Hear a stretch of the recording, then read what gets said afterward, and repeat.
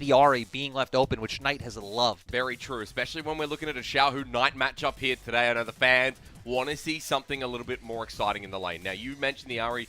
Really good pick up there, Lyric. The other 80 carry on the board when they were talking about shared champion pools. The Aphelios, a no-brainer. Yeah, the other thing that stands out to me is the Volibear being left open with the Lee Sin off the table. Viego as well has really been a go-to for both junglers. And we've seen the story of playoffs so far has really been early aggression coming out from mid-jungle. So if RNG opt to lock in the LeBlanc here, go for that heavy trading kind of back-and-forth matchup. You pair it with the Volibear. You have what should be the stronger mid-jungle 2v2 with the fact that the Lee Sin's off the board. And then the ball being top esports court with, hey, where do you go? Do you opt into something like a Hecarim, which hasn't really had the most success in playoffs and play more for team fights?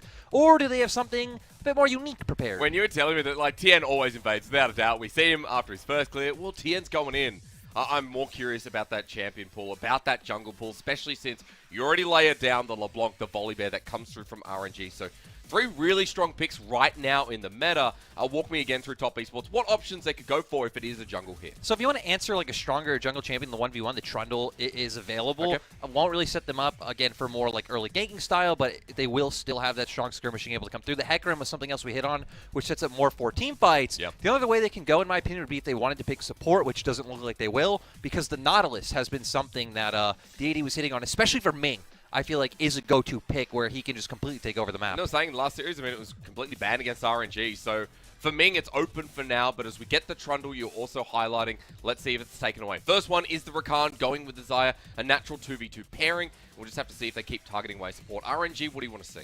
For RNG, I mean, maybe just keep going with it as well. Yeah, taking with Renata, I think a good call. Mark is probably the best, well, not is probably, is the best Renata left in playoffs with Chris being out. I think Chris, solid argument for him, but sadly BLG out, so Mark taking that title. For RNG, again, I think it really is just about getting on and engage support. We saw in their last series, bringing up the Karma in Game 1, where they were completely dominating in their first round up against JDG in the bot lane, but didn't really work out if Ming's not able to just face check and try and find that vision. Again, one of the best roaming supports, by the way, I feel like as well. Ming is a god tier jungler, god tier support.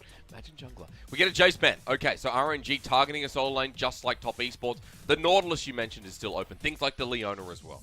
Yeah, and I kind of expect it to be a bit of a handshake on that front. You take the Leona, he'll probably go with the Nautilus, and you save that counter pick for top, where Wayward can find himself a good matchup, try and tilt Bin, spam those emotes. So I'm a little bit curious to see where Bin will want to go with this one. He has been one of our players who has still kind of leaned towards something like the Gnar pick, even though it really has fallen off with other players. And yeah, I think not too many safe blind picks left open with the fact that Jace is off the board. The Cannon's gone, the Graves is there, but when you said safe blinds, I'm like, but is Bin safe? Like, is Bin a safe kind of player? We know he can flip up and down. I'm so curious about this because we get the Akali. All right. On the other side, we know Wayward as that Graves player. That's fanned away. Wayward is also the kind of player that I know has been exploding onto the scene. Yeah, I was going to say, I want to see if he goes with something that is that lane dominant. He was hovering the Lucian in terms of that 1v1 and how strong he is in these matchups, but looks like Wayward in the end. Oh, no, dude. Just going to go for a bit of a safer option to play with the team. So I don't think Bin should be as heavily punished in this matchup. Like Akali will find time just getting through the lane. Right. And then you are going to be useful at the level 6 mark, putting a lot of threat onto Jackie especially once we get to that mid game. And RNG just clear as day, right? Flanks, playing through sides, the 1-3-1 able to come out and just putting pressure on Knight and Jackie. But I'm really curious about the early lane, right? Akali, LeBlanc, we know that lanes that really want to snowball and take over the game, especially when we have a Volibear jungle. And that's the key thing, right? Because I feel like LeBlanc brings setup. She has the chain to set up the CC herself, has the burst, but playing with the Akali, it takes top esports versus RNG. In recent years, it has been a heavy matchup, but RNG is a storied organization. Top esports are the recent successes. One domestic title here for TES in 2020 spring. And then on the other side, RNG, we've got so many domestic titles to count. 2018, their golden road denied in the quarterfinals by G2 of the Worlds of the same year. There's a lot of history here, a lot to unpack. And Lyric, welcome to the game. I see you pointing at the screen going, hey, that's an airy nah. Yeah, I mean, Wayward going to be looking to play this lane as aggressive as possible, right? Taking airy, just wanting to constantly proc that rune by looking for the auto attack traits, knowing he has a range advantage, whittle him down. So makes me wonder if Knight and Tian are going to put a lot of pressure up towards that lane. On the opposite side, though, Bin going with the Ignite, so showing he also is going to want to look for these all-in. So both teams setting up so far that they're going to be playing heavily around their top laners. That was how we always speculated that RNG would play with this iteration of the roster. Yep. Like you were just saying, we haven't exactly seen it all too much. And for Tien and Knight, that's kind of like their bread and butter. You think back to when 369 was on the roster, just gank and protect top all day long. That's true. I mean, again, Knight has been playing so well, and when we talked about Xiaohu being the glue for RNG, top esports, you could say the same thing. And Lyric, coming into this game, I wanted to talk a little bit more about TES because we defined that RNG, building about Snowball, about what the individual laners can do. I want to come back to TES and how they can give more space to Wayward and how they can kind of cruise through this game as Jackie Love doing Jackie Love things. Hang on a minute, folks. We'll talk about that in a second. Is RNG's bottom lane close to hitting Oh two, but my God! how did that dredge line get through the support? Gala gets first blood. Ming is a Nautilus genius. I don't even know if that's fair. It went It went straight through the Leona. Jackie Love, I feel for you, brother. What was that? What the hell was that lollipopping? I need that replay. Oh my God. Well, we've started in an absolute fashion again, haven't we? First blood over to RNG. The 2v2 smacks on Jackie Love and Mark, and that is such a big lead. Look at the CS difference. Jackie Love's the one that died, Lyric. 4 CS coming back to lane. Gala's on 18. And they were just able to crash the wave as well. He's going to be able to get a nice reset, come back to lane with a bit of an item advantage. And this is what we were hitting on for both sides, right? Being flexible in terms of where you're able to play around it. If Wei wanted to start putting attention more towards the bottom side, that's what we saw them do in their previous series. Both junglers, though, are on opposite sides of the map right now. It is Tien who is hovered down towards that bottom side. Wei will be looking to go top instead, and maybe stick to the plan of, again, having the Akali with the Ignite, looking for that volatility to find the kill to set Wayward behind, and maybe tilt this guy out of the game. I mean, that's what you want to see because the wave is pushing up against him, but Wayward's playing it safe. Backing in the middle of the wave, there's no way Wei can get in. Oh no, I just realized we're going to be doing this dance, Lyric, with the names of the RNG jungler and top esports top laner. Wayward was able to back away and able to walk back to his lane as well, while Wei continues jungling up towards the top side with Scuttle. You know, it might not be as bad as Wei and Wei in the same game, but Wei and Wayward is also... It's so close. It hits the same. Now look at bot for a second though. Mark's actually flashed on in. Instant cleanse here from Gala, getting revenge. Jackie Love and Mark are upset, and rightfully so. Now finally getting a good trade back. I mean, the wave was on their side of the lane, right, because it crashed, so they were slow pushing it into RNG while they were coming off their resets, able to hit level 3 first, and they abused that window to get that fantastic trade. Well, Gala and Ming still having a wave pushing up against them, playing very defensively here. As the wave crashes on in, remember that Mark has Ignite. Jackie Love without his own summoners, but Ming is the only one who has Flash in this lane. However, top esports are going to back away. The dive will not continue, especially good since Wei has made his way down to the bottom lane. So, Lyric, we are going to be starting off with a Hextech Dragon as well, 30 seconds in. And coming back to the question before we saw the ridiculous hook, I wanted you to explain top esports comp a little bit more to me and how simple it can be for them. For TS, I think it's a lot about finding stability in the early laning phase and trying to go into mid-game strong. Okay. It's going to be quite rough, I think, from the fact you're playing against these two assassins that can look for backline flanks. It's going to be very important that top esports clear vision behind them. I think you're setting up for a bit of a front-to-back, right? You have the Gnar who can play in Mega, be a frontliner. You have the Leona Trundle there to sit in front of your Aphelios as well. And Knight will be the one playing off to the side, trying to put some threat onto Gala himself, to where, you know, RNG's threats are going to be coming from flanks, from sides. Yeah. That will be all of their damage. And their solo laners, as we talked about, Xiaohu and Bin. A lot of emphasis here on them. Xiaohu already with a massive wave to the mid wave, but feels like he is at a bit of a CS advantage up against Knight. When we're talking about these mids going head to head, I mean, Xiaohu has just had a banger of a split once again. Reverting back to mid, he won MSI last year as a top laner, dude, and he's also won MSI before as a mid laner. But enough of the story, because we've got to fight right down towards bottom side. River RNG converging on Tien, who flashes away, but now Mark's in the thick of it. On top of Gala, who regrets being there. Jackie Love getting the kill, but Xiaohu's joining in as well. This feels like yesterday, Lyric, as RNG are isolated and top esports bringing the pain train to net themselves 3 kills to 2 in this first game. And it was just so critical that they were able to get on the enemy AD carry, taking away one of the big damage dealers to be able to come out ahead. Now for TS, they're the team that gets to turn onto the Drake and take that first objective. Meanwhile, while Bin ulting up in the top side, so top esports ending up being a trade. Wayward's going to have to back away. Just teleport, but I like seeing Bin going for the all-in on the top side. Tien, he's okay. He's got the smite, so first Dragon to top esports up for a nice little skirmish here, Lyric.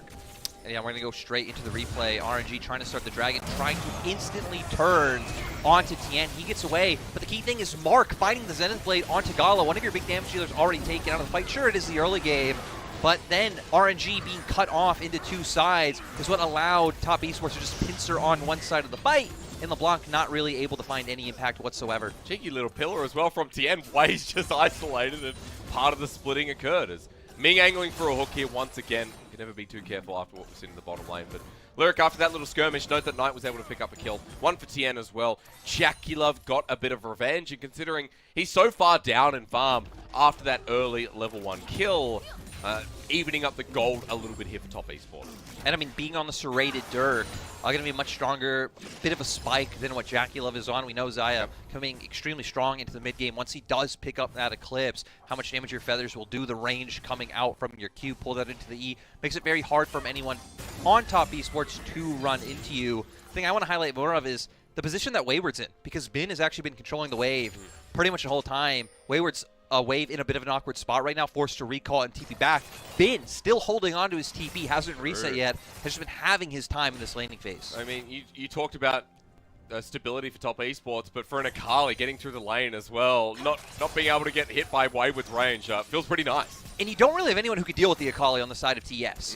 When we come to team fights and skirmishes, who can really peel him off? I mean, like Tien, you can try and mark the back, play with pillars around that area, but still, you just have so much mobility from Bin, and you're only guaranteed to see pretty much being on Mark, Knight having to land a charm, Wayward having to be Mega. I feel like Bin can be the one to just completely take over this game. Which I hope is the case, right, for the fans' sake, but also for Bin's sake. Because Bin has been someone we've criticized. We talked about his split. It's a real rough around the edges moment. And against Wayward, when Wayward, for fans who've been watching the LBL, has been pretty famous. Right there. Nice little dodge. Ult comes through, Wayward tagged up, but nothing more than that. And Bin needs to have a good performance for fans of RNG to be confident in their progression in this series. Top Esports going to try and use this to just start the Herald, but RNG are already here. Ways level Mark's 6. here first. I want to see if they kill Tien, but he smites up, healed up. Subjugate is so OP. Wayward gets the kill, and now that Bin's joined in, he wants to ult through as well, but Bin needs to get the damage down now. Cut across the enemy team, but RNG, low health bars of Xiao, who jumps on him. Bin snipes down, assassinates onto Wayward. Next ignite is not enough. Solar Flare flashed away from, and Top Esports are bringing the skirmish party to game 1. And I just have no idea why Wei went in so early. They saw Mark was there. Mark was jumping on top of him. Ming still wasn't. And now both teams going to walk away from the brawl. Top Esports able to secure themselves that Herald. And yeah, I think just really, really confusing execution coming out from RG, because look at the minimap right now. Ming's still on his way. All the members of TES are here. So he heavily commits into 4 members. That was a 4v1 that Wei took. So now numbers advantage for the side of TS. Knight, amazing charm to be able to distract Xiaohu, chunk him down quite low. Bin is able to be a bit of a hero, find a kill himself when Xiaohu gets the damage down, because they don't really have ways to deal with this mobility, but still just purely off numbers advantage, Top Esports able to walk away the winner in the end. It's the same as last fight. They keep picking off the pieces, right? And for Top Esports, when you talked about them having stable lanes, conditioning themselves to a front-to-back later on, this is such a good early game, considering they're now in about a 500 gold lead, but also Wayward's got himself a nice condition to play through in the top side. Yeah, like it feels good for TS, but I'm still scared. Okay. I'm never not going to be afraid of this Akali or LeBlanc going up against the composition that TES has, because we saw even there how much they were able to get done with the fact that Wei just ran in and gave his life for free to TES. So imagine once we get to the mid game and the fights are a bit on even footing to what they're able to do. So now with Top Esports having a bit of an advantage, we need to see what they can do with it. Can they start snowballing this lead, bring Knight up towards the top lane, use this Herald, break down a turret early on, and then use that pressure to choke RNG out of the game? Depends what Wei can get done first of all. Wayward is in Mega Gnar. No summoners available, but the Gnar ulti is against Bin. Wants to take him, but Wei about to turn the turret off in 5 seconds. The ulti is almost there. Bin for the dive on top of that. He has the ulti himself, but Wei still holding on. Under turret, Wayward's fine. They need Xiaohu.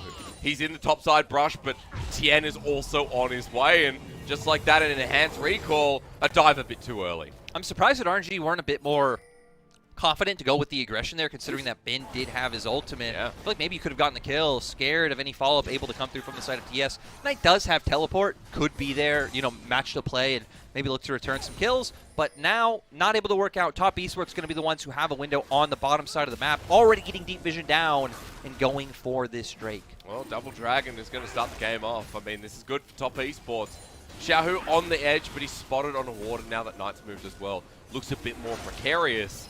Charm actually hits as well. Hang on a minute. Soulflare comes down. Xiaohu just caught out. He's the LeBlanc, though, but against the wall. Double distortion. Knight follows up. A flash over. Knight burns at his own. Xiaohu! Bit of the do-si-do there, Lyric. It's almost choking. Way's turned the turret on the top side off. He's going golden. Wayward spams an emote as he should, because Way has screwed up. Lyric, Top Esports are just having the time of their lives. And that's the tilter right there. They not only make mistakes, you not only maybe outplay them, but using the sad mummy, getting the kill yourselves. You're right, Top Esports, I think just taking advantage a lot of RNG's mistakes coming out so far in the first 12 minutes. I mean, this is a savage way to open up the series. Way has been caught out a couple of times now, 0-3-2. And Top Esports, their top laner, who we talked about having a much better performance to split than Bin, has just picked up 3 kills in the first 12 minutes of the game. And a lot of them just, like I'm saying, that not to be too harsh on RNG, but it feels like they were just handed to him on a silver platter. Yep. Not really able to find any pressure with the matchup, with the fact that he did go for the Airy on the Gnar. We still saw Bin, even in CS, ahead at points, forcing Wayward to be the one to reset. But Wayward now getting pretty big. Merc treads with Hexdrinker. I mean, similar situation as we saw yesterday, right? You have two of your massive carries heavily indexed into AP.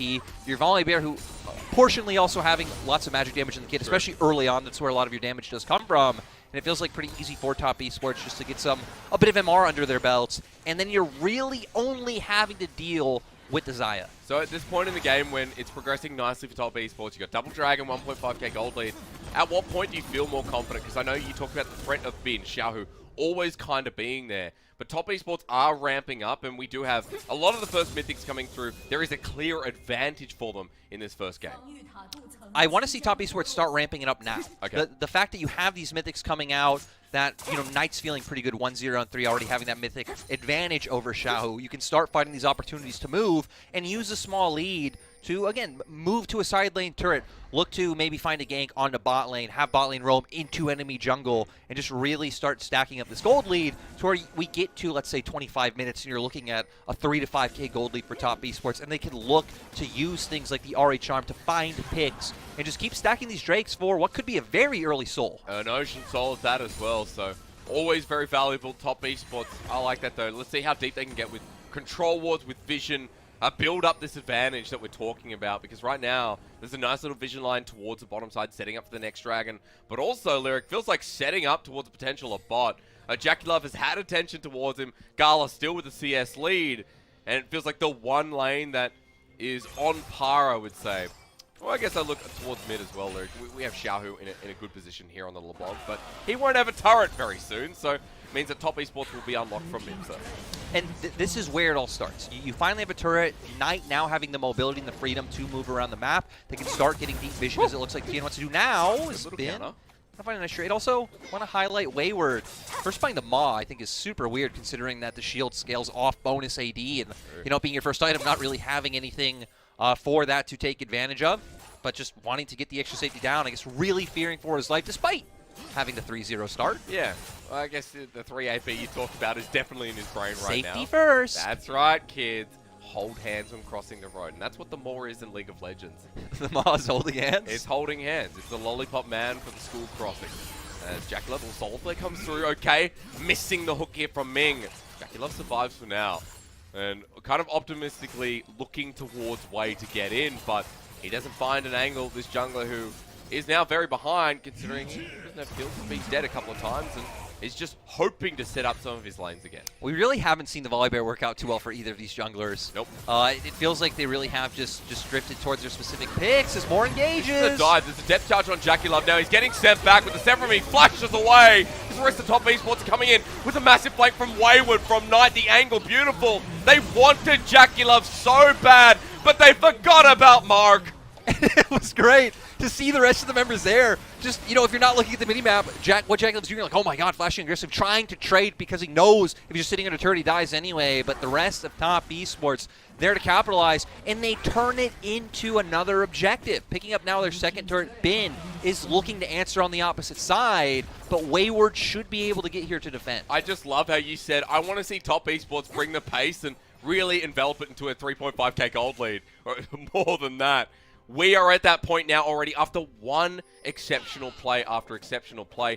Knight now as well is a very serious threat, 3-0 and 4. Hextech Alternator has been joined in with the Everfrost, and it's just looking so good with an open map now. Another Dragon Lyric right after those kills, packed a punch. I mean, it just feels so easy once you do start finding these early advantages to use the fact that you now have prio to start setting up these traps in enemy jungle, get the deep vision down. You'll always have first move. You can look for these plays on sides. If the enemy team ever does opt into doing it, unless you're really egregiously far away and need to look for a cross-map play, you always have the ability to answer like Top Esports just did. They are going to give over the Rift Herald to the side of RNG, but hell, you're on Soul Point. I don't think you care very much at all. For RNG, I mean, you can try and use this somehow to inject a bit of gold back into your pockets. There's no more turret plating, though, so not even that same value there is what you could get with the first Herald.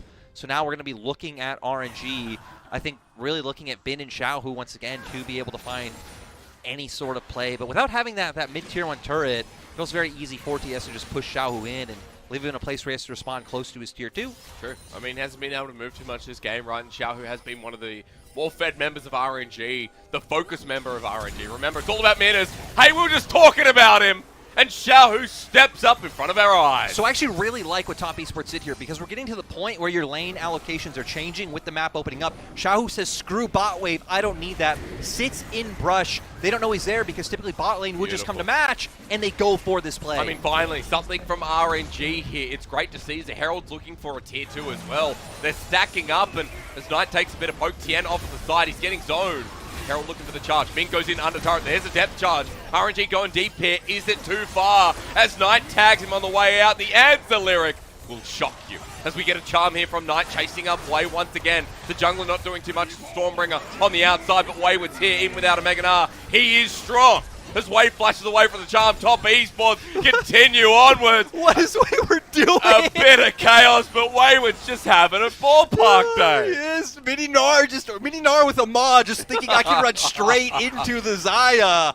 Wayward does not care whatsoever. And now Top Esports just going to be trying to guarantee themselves a Scuttle Crab. I'm sure we're going to get a replay of that one. That was messy and a bit all over the place. It was. A lot of question marks as feels like at this point we're really just waiting for that 3-minute mark to count down for Top Esports to be able to try and guarantee themselves the soul. They do still have the ability with the fact that they can try and get pressure through mid still to look for the same picks that we were talking about before, but you aren't really too pressed into doing anything. I think if you made some kind of game-threatening mistake with the fact it's about to be the 20-minute mark when you are only 2 minutes away from Dragon, would be pretty not pog, to put it in the words of Twitch chat. Yeah, that's a good way to describe it. I want to say that this game has been the opposite of not pog.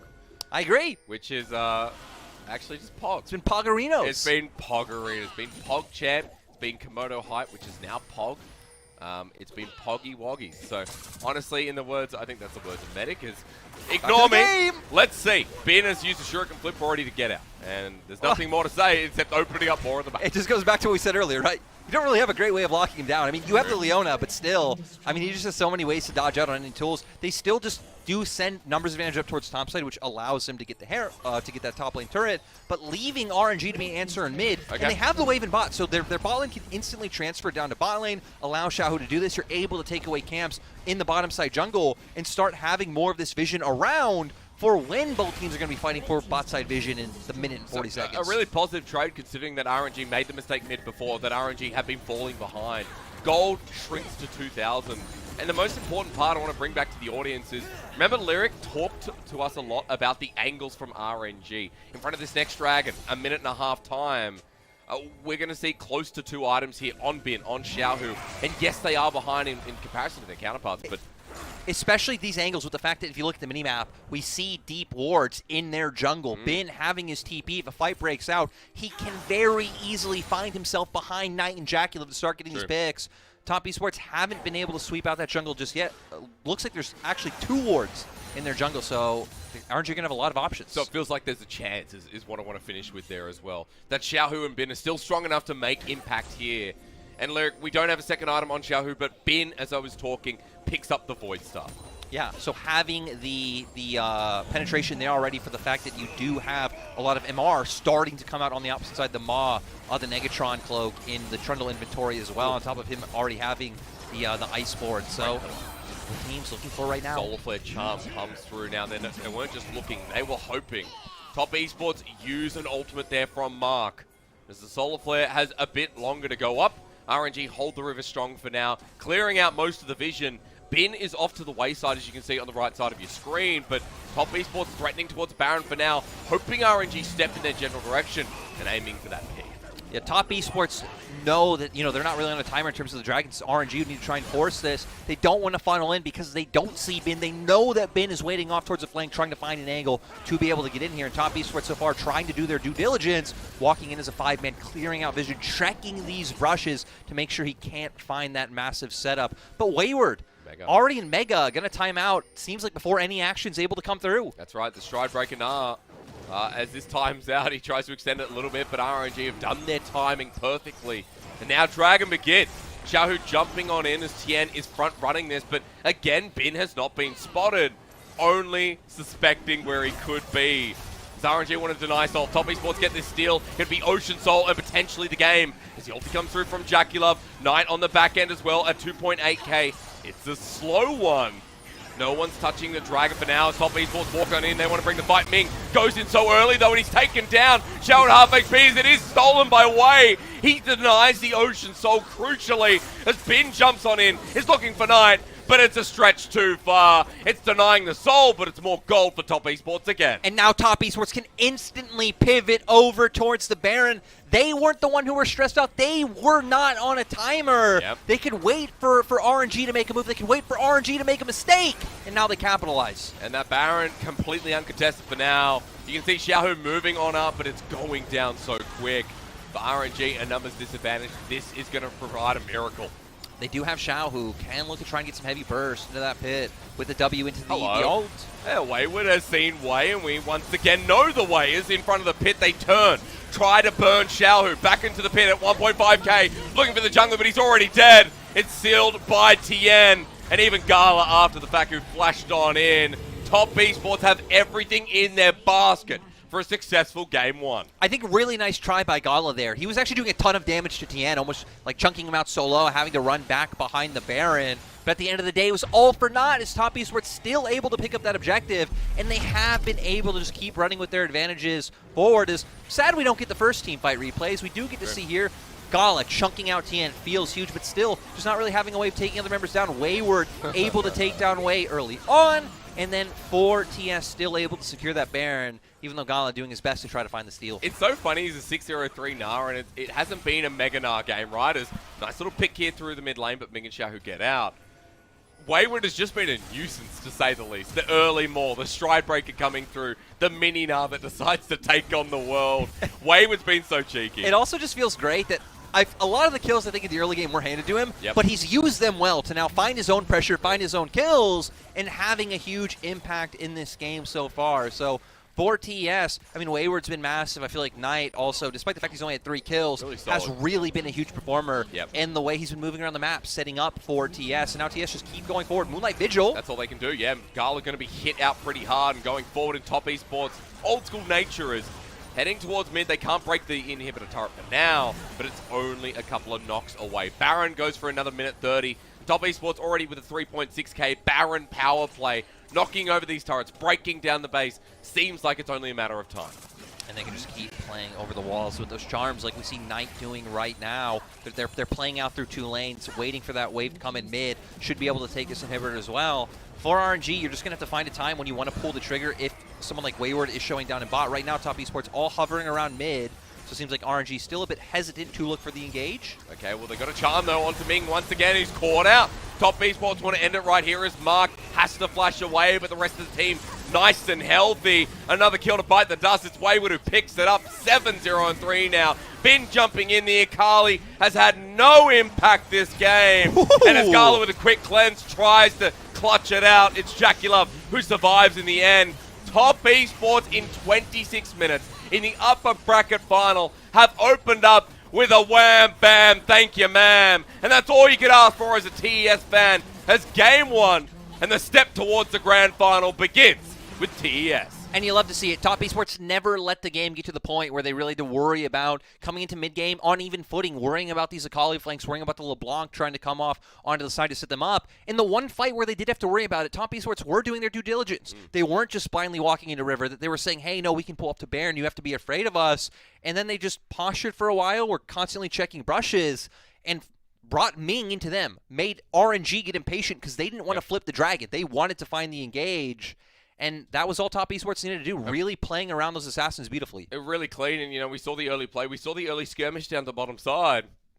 And for RNG, split up nicely. Like, the Trundle pick feels like it paid dividends. It was huge. Here. Even in that fight, that's why I'm sad we didn't get a replay, because Ming hooked in and instantly Trundle pillar right behind him, so the rest of the team can't follow up. And Wei was on the other side as well, so he's isolated. The best moment from RNG in that game, you have to say, is the level 1 hook coming through from Ming. Like, we didn't get a replay of that one. that one was not fair. If you missed that, that was the most unfair hook I've ever seen in my life. It literally, Mark was in front of Jackie Love. Yeah.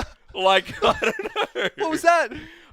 Yeah, unfortunate no replay, but that is why Twitch exists, so we can get that one back a little bit later. But for Top Esports, you know, 26 minutes, it's a very controlled stomp, right? There was never a point in that game when we thought RNG had full control. It was either even or it was Top Esports holding the reins quite firmly. I feel like the first about 5-10 minutes of the game felt pretty good for both sides. That's true. But just because of the way that, as we saw, no one really having ways to lock down the Akali, we saw that a few times, was what was scary. But once Top Esports were able to punish some of the mistakes coming out from RNG, especially when we saw them trying to dive top, Wayward gets a kill onto the Volley Bear, and Top Esports at the same time winning a play on bot. It felt like from there, Top Esports were like, hey, we have an advantage. Yeah. We just need to hammer it home with the fact that Knight can now constantly move on this Ahri pick. I mean, it's brilliant to see that, you know, for Top Esports, we talked a lot about conditions like Tien's aggression, right, coming through. I'm not sure if we saw an early invade come through from Tien that game on the Trundle, but I feel like we already got the skirmish, so it enhanced our recognition of his aggression. And for, you know, Tien versus Wei in this first game, it's very obvious to see that, you know, Wei tried for the top side. Wei tried bot. Didn't really get much going. He tried really hard for that top side play. Yeah. We even saw one gank where I was just really surprised he didn't pull it off. The fact that they had both the Kali and Volley Bear ultimates. Wayward he was nowhere near to Meganar. And yeah, just not having the confidence to go for it. Again, maybe expecting that someone else on Top Esports can follow through on the play. We are going to see the graph here. Gala doing a massive amount of damage. Again, even around the Baron, I feel like Gala was trying to do his best. But at the end of the day, TS might not be huge damage numbers from one individual member. Everyone having a part in this win. Wayward, of course, just able to constantly auto-attack onto the Akali lane. His damage numbers are huge. Knight, I think, really was a standout. His charms. His charms are huge. You cannot let him have this champion. It's hilarious because it wasn't like a, oh my god, Knight's popping off this game, but he's playing really well. Because we were watching a lot of Tien. Wayward was just laughing at the 1v2 dives that didn't find success for RNG. But Knight was just solid. He's like choking them out. You know, he's not doing the flashy moves like Wayward's coming, jumping off the octagon, doing the Superman punch. Knight's just strangling you out, and you don't know what's going on. Like Xiaohu was doing a bit of Supermaning because he was. You know, that one solo kill onto Jackie Love, that was pretty hype. And unfortunately, though, we didn't get any of that. We got Bin in some of the skirmishes, piloting his way into the back line, but he always sacrificed him and the rest of RNG. I think the problem for RNG is, like, we saw with that play, RNG are versatile, and, like, they can, like, think of, like, hey, how do we get back in the game? Yeah. The problem was with the fact that Top Esports were on Soul Point, that you just really don't have as many options as Top Esports do in terms of how they can play out the game. I mean, that was early stuff from Top Esports, right? You know, we also saw in the 2v2, RNG got the early kill, and then things switched around there from TES. So, unfortunate for RNG, but hey, it's only game number 1, and in Top